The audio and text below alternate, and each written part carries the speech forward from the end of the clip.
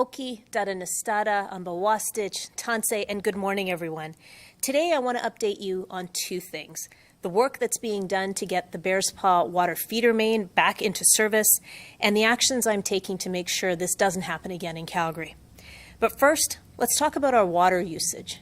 Yesterday, we used 471 million liters of water, and that's at about 98% of our acceptable threshold. Any more, and it puts us potentially at risk for life-saving measures like people in hospital or firefighting efforts.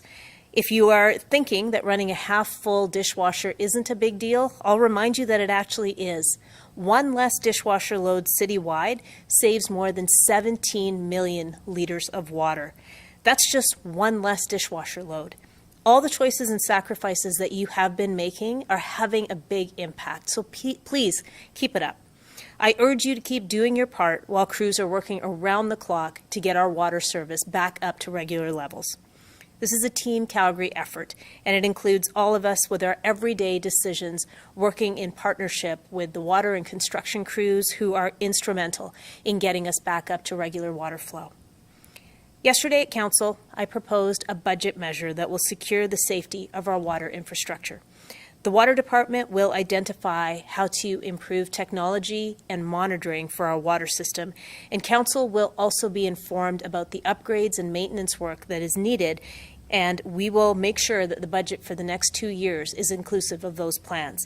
We will get much better clarity on those costs. And the independent third-party incident review will help us create a long-term vision and change to improve the city's water system into 2030 and beyond. CAO David Duckworth has created a plan to put together an independent third-party panel, and he'll be presenting that to us at committee next Wednesday.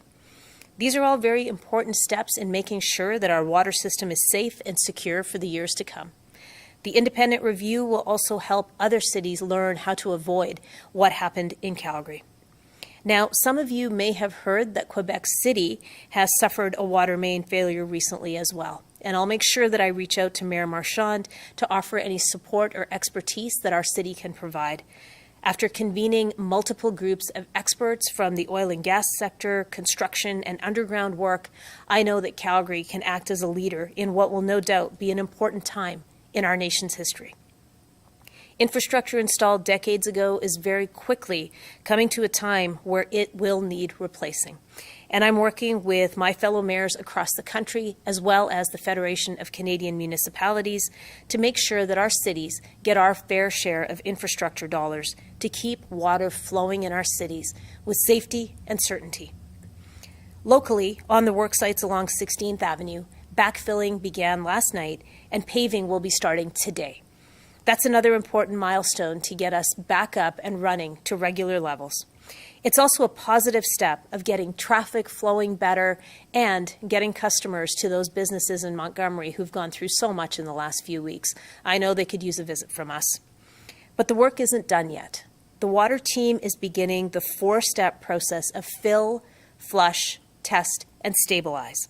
They'll be filling the 2-meter wide pipe today, bringing it up to pressure. Through that process, the teams will closely monitor what's happening in that pipe. After that, they will flush it to make sure that there are no contaminants within that feeder main. After that, water samples will be sent to labs for testing and approval by Alberta Health Services. And then the city's entire water system will need to be stabilized before it can return to regular service. So there are still many steps along the way to restoring water service. And this is a reminder that despite what it looks like on 16th Avenue with things returning to normal, there are still 4 important steps that need to be taken to ensure that our water is safe and that it can be returned at regular volumes for all of us to be using. And in getting this pipe back into service, it is not without risk. Just ask anyone who works in the business of pipelines, like in oil and gas. And that's why we all need to continue the efforts that we started a few weeks ago. We need to keep making smart decisions to save water, like catching the water when you're running the tap until it gets hot or cold enough, like making sure your dishwasher load is full, making sure you're only having 3-minute showers. All of you in Calgary Airdrie, Tsuut'ina Nation, Strathmore, and Chestermere have been asked to do so much, and you've been doing it. You're more than just residents who live in a region. You're a community of people who understand how to band together in an emergency because you know what it means to take care of each other. And I greatly value and appreciate all of you for that. We will have more information on the progress to restore the Bearspaw feeder main today at 2 p.m. at the Emergency Operations Center. Until then, be well, be good water stewards, and take good care of each other.